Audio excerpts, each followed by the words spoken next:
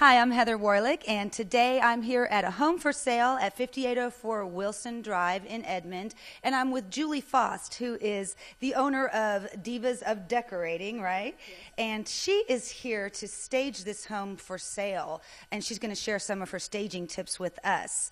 So, Julie, you've told me several really important tips on staging a home, and the first one is to declutter it. Tell us about that. Decluttering is probably the number one most important thing you can do with your house, because if your house is cluttered, then it's sort of oppressive, and when people walk inside, that's the very first thing that hits them. You've got to take it down and simplify it, get rid of the magazines and the books and the children's toys and things like that. All of that needs to be out of sight.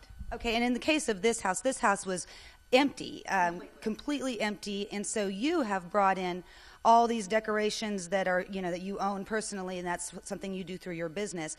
But if a family doesn't want to hire somebody, obviously that's the best route, but if maybe they're trying to stay on a budget, how would you recommend that they declutter? Probably the very first thing to do is to go into your house and try to look at your house through someone else's eyes. So when you walk inside the house, what's the very first thing you see? And once you depersonalize it, you can see the things that might not look so nice for other people. I mean, if you've got pet stains, if your drapes are wrinkly, if they're too short, that's a big problem. Too long is okay if they puddle, but you need to make them puddle. You just have to see things through someone else's eyes. And if you can't do it, get a friend to do it for you, or actually hire a stager to come in and tell you, oh, these are the points, and these are things that you've just got to work on. Okay, so you can hire someone like you to come in and just look around and give advice, right? Absolutely. We do it all the time. And you just also hit on something depersonalized. So you recommend that people take away most of their portraits of their kids and their dog and their family, and they can keep some of them. Tell us about that. You definitely can keep some of your things. I've done this, for a long time. Your realtors will tell you to take down all your personal pictures, but then that takes away your personality. We don't believe that that's exactly what you have to do. I give this instance a lot. We bought a house in Dallas because it was a Dallas Cowboys house. And if it hadn't been, my husband would have never bought that house.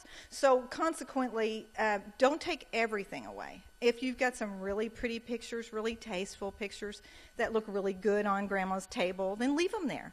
They need to be there. It gives your house a little bit more personality. It makes it seem more like a home.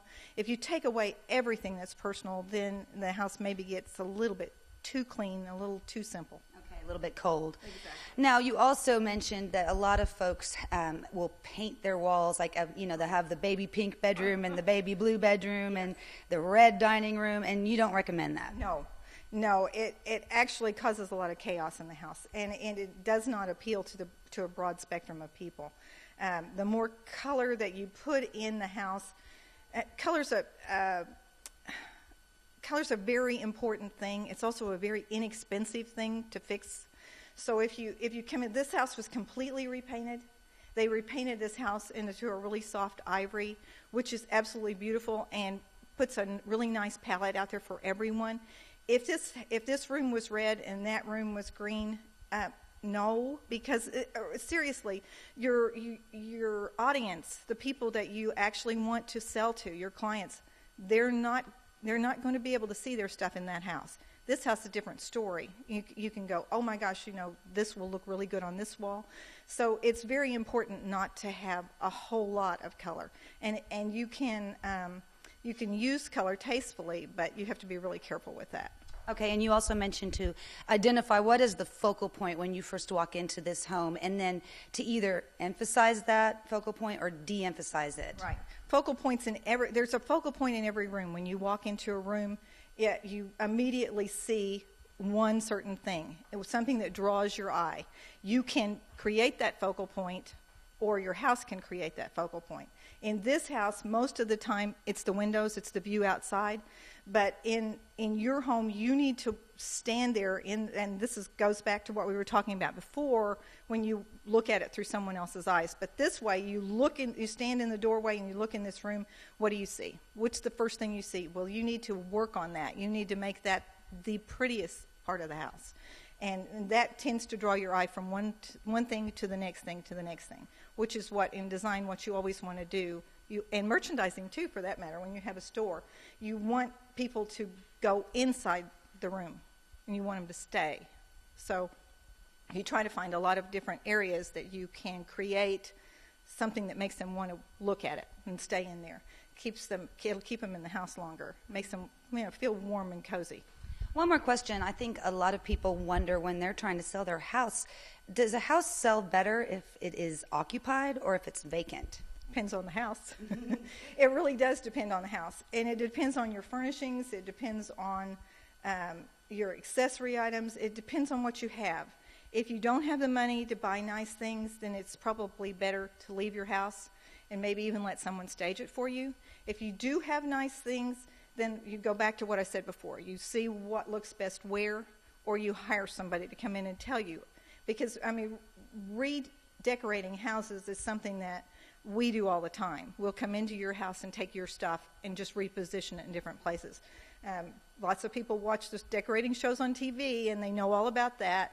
But if decorating's just not in your blood, you can't do that. So that in itself is is an important thing. You need to admit to yourself that you can't decorate. And then if you can't, there are plenty of people like me out there who can, and they'd be glad to help you. And we do it in all different areas. You can just hire someone to come in for an hour and give you some tips. That's a very smart thing to do.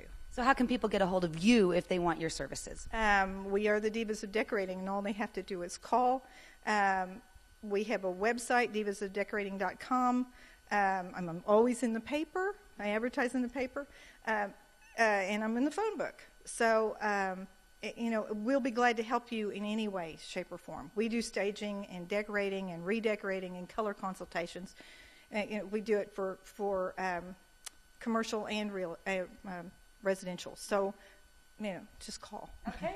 Well, all of this is great advice. Hopefully we've helped a few people out there maybe get their home sold. And I really appreciate your time today. Thanks for letting us come out. Thank you. All right. And for newsok.com, I'm Heather Warlick.